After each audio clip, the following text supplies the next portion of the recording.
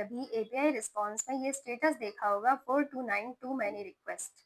तो यहाँ पे एपीआई सर्वर आपको खुद बता रहा है कि आपने एक गिवन टाइम में जो कि उसका विंडो साइज है उसको एक्सीड कर दिया है, उससे ज़्यादा रिक्वेस्ट कर दी, इसीलिए वो बोल रहा है टू मैनी रिक्वेस्ट।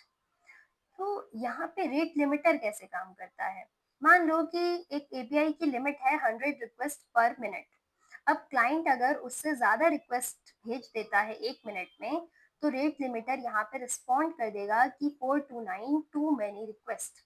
ये रिक्वेस्ट एपीआई सर्वर पे जाएगी भी नहीं, उससे पहले ही रिजेक्ट हो जाएगी। तो यहाँ पे एपीआई सर्वर को प्रोटेक्ट करने का काम कर रहा है रेट लिमिटर। रेट लिमिटर के कई एल्गोरिदम्स हैं, let's see one by one. First है टोकन बकेट एल्गोरिदम। मान लो ये एक वाटर टैंक है जिसके अंदर टैप से वाटर रिफिल होता रहता है। अब यूजर आता है, यूजर इस वाटर टैंक से पानी निकालता है। अब यूजर का जो रेट है, यूजर के जो पानी निकालने की कैपेसिटी है वो ज्यादा हो जाती है एज कंपेयर टू जिससे वो टैप वाटर भर रही है टैंक में। तो उस केस में यूजर को पानी नहीं मिलेगा क्योंकि वाटर टैंक खाली हो जाएगा, क्योंकि यूजर जल्दी जल्दी पानी निकाल रहा है।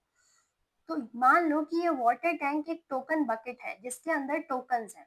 अब ये टोकन रिफिलर एक टैप है जो कि इसमें टोकन फिल करती रहती है, जिसकी एक लिमिट है। उस लिमिट से ज्यादा से अगर उसका है कि वो 1 मिनट में 100 टोकन ऐड कर सकती है, तो वो उतने ही करेगी। तो अगर वो टैंक या ये जो टोकन बकेट है, अगर इसके अंदर टोकन्स नहीं होंगे तो रिक्वेस्ट रिजेक्ट हो जाएगी, क्योंकि यूजर ने बहुत जल्दी जल्दी रिक्वेस्ट भेज के सारे टोकन्स जो है वो यूटिलाइज कर लिए। अगर टैंक में टोकन्स होंगे तो रिक्वेस्ट प्रोसेस हो जाएगी। This is token bucket algorithm. Next है लीकिंग बकेट एल्गोरिथम।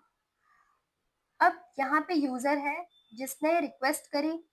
अब यहाँ पे वो बकेट में चेक करेगा, अगर बकेट फुल हो गई तो रिक्वेस्ट यहीं पे ड्रॉप हो जाएगी। अदरवाइज बकेट फुल नहीं हुई तो ऐसा नहीं है कि एपीआई सर्वर पे डायरेक्ट प्रोसेस के लिए चली जाएगी, रादर ये रिक्वेस्ट क्यू में ऐड होती रहेंगी।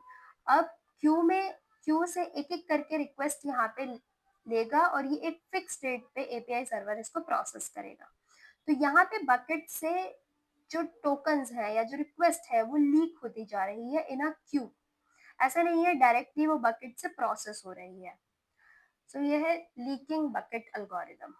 नेक्स्ट है फिक्स्ड विंडो काउंटर एल्गोरिदम। अब जैसे इसका नाम शो कर रहा है फिक्स्ड विंडो काउंटर, तो मान लो कि 1 मिनट में 5 रिक्वेस्ट एपीआई सर्वर प्रोसेस कर सकता है।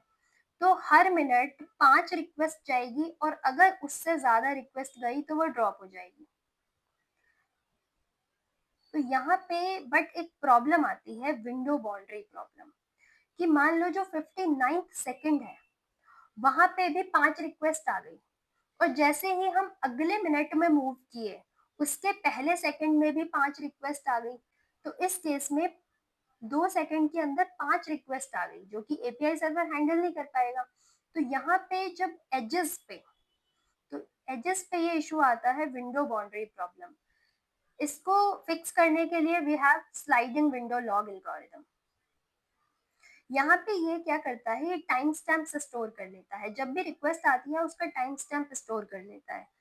अब जैसे ही अगले विंडो में मूव करेंगे तो नेक्स्ट मिनट में ये चेक करेगा कि लास्ट 60 सेकेंड्स में कितनी रिक्वेस्ट आई है। ये उसके अकॉर्डिंग, अगर लास्ट 60 सेकेंड्स में 10 से कम रिक्वेस्ट है तो जाएंगी, अदरवाइज वो रिक्वेस्ट को रिजेक्ट कर देगा। और जो भी 60 सेकेंड से पहले की टाइम स्टैम्प्स होंगे उनको स्टोर नहीं किया जाएगा, उनको हटा दिया जाएगा। सिर्फ जो लास्ट के 60 सेकेंड या जो भी विंडो साइज है उतने ही वहां पे टाइम स्टैम्प्स स्टोर होंगे, जिसकी वजह से मेमोरी स्टोरेज थोड़ा कम होगा। नेक्स्ट है स्लाइडिंग विंडो काउंटर एल्गोरिदम। अब ये एल्गोरिदम फिक्स विंडो काउंटर को और स्लाइडिंग विंडो लॉग दोनों को कंसिडरेशन में लेता है और best algorithm sliding window counter हमें मिलता है। यहाँ पे भी सेम एग्जांपल लेते हैं कि लिमिट है 10 रिक्वेस्ट प्रोसेस कर सकता है, विंडो साइज है 60 सेकेंड्स में। तो यहाँ पर ये जो काउंट है वो कैसे मेजर करेगा, इस इफेक्टिव काउंट को निकालने के लिए यूज करता है करंट विंडो काउंट।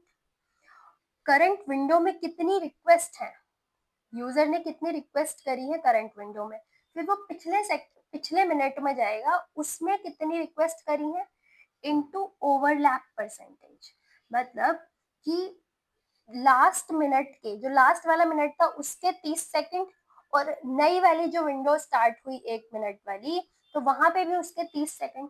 तो वहां यहाँ पे 30 सेकंड का क्या आ गया, लैप्स आ गया विंडो में। तो यहाँ पे इस फॉर्मूले की हेल्प से window size minus elapsed time divided by window size से मिलेगा ओवरलैप परसेंटेज, जिसकी वजह से ये इफेक्टिव काउंट निकालेगा। और ये इफेक्टिव काउंट चेक करेगा कि अगर 10 से रिक्वेस्ट ज्यादा होगी तो रिजेक्ट हो जाएगी, कम होगी तो प्रोसेस होगी। जैसे हम इसे फ्लो चार्ट से समझते हैं कि रिक्वेस्ट आई थी, अब फेच कर लेगा करंट विंडो काउंटर और प्रीवियस विंडो काउंटर। अब दोनों को लेने के बाद में लास्ट जो टाइम है दोनों के बीच का, उसको काउंट कैलकुलेट करेगा। उसको कैलकुलेट करने के बाद ओवरलैप परसेंटेज निकलेगी। अब परसेंटेज में वो निकालेगा effective count using the formula. अब अगर इफेक्टिव काउंट लिमिट से कम है तो इंक्रीमेंट हो जाएगा करंट विंडो और प्रोसेस होगा, अदरवाइज रिक्वेस्ट जो है रिजेक्ट हो जाएगी 4 to 9।